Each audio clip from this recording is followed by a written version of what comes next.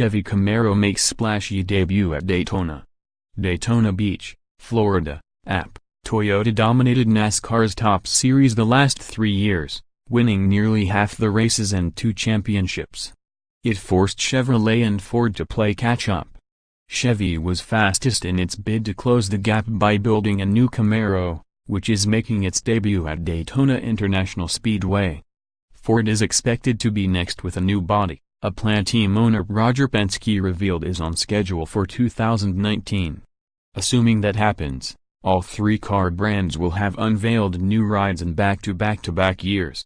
It's Car Wars in NASCAR, where manufacturers are constantly making changes to not only keep up with each other but in hopes of finding an aerodynamics advantage in the ultra-competitive racing world where thousandths of a second matter.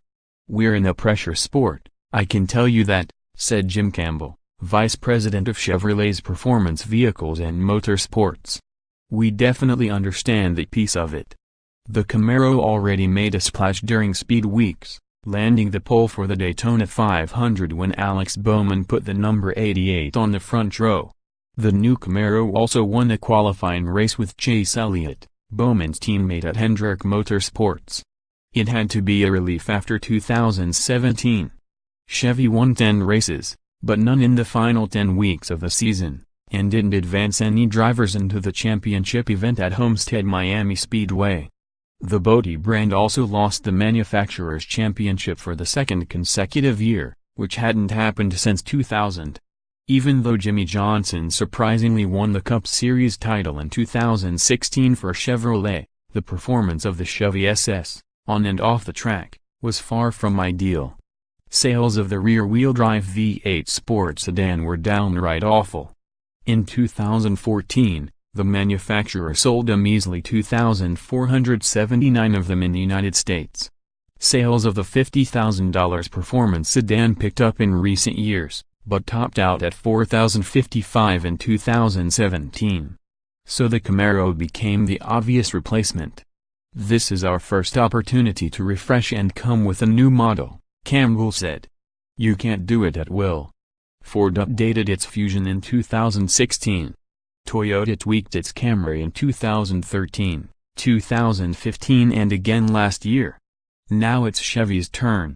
"This one was really important to us, number one, to make sure we connect the track and the showroom together," Campbell said. "We want authenticity, fuel-injected V8, rear-wheel drive configuration, manual transmission. That's how you buy it in the showroom, that's how you race it on the track. We selected the Camaro because we could stay with that authenticity. Ultimately, the car's success will be determined by its results on the track. Although Daytona is the debut site, the bigger tests will come in the next few weeks at Atlanta, Las Vegas and Phoenix.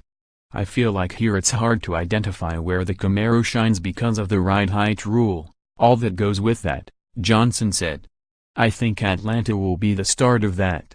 Kind of Atlanta into Phoenix, I think we'll have a better idea. Ford will have to wait a year. We've got to race all year," Penske said. "We'll have a new body next year. I think one thing that's going to be different is that this NASCAR laser system is going to be sure that all the cars are on the same platform, and I think that's going to bring us closer together. I think that'll certainly help us if we have any disadvantage. But I'm not going and crying the blues for sure." Toyota won 8 of the final 10 races in 2017, including the championship with Martin Truex Jr. and Furniture Row Racing. Chevy watched and waited, believing its Camaro would make a difference in 2018.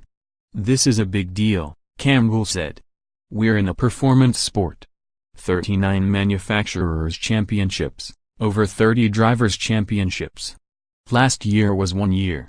_more app auto racing, https://racing.app.org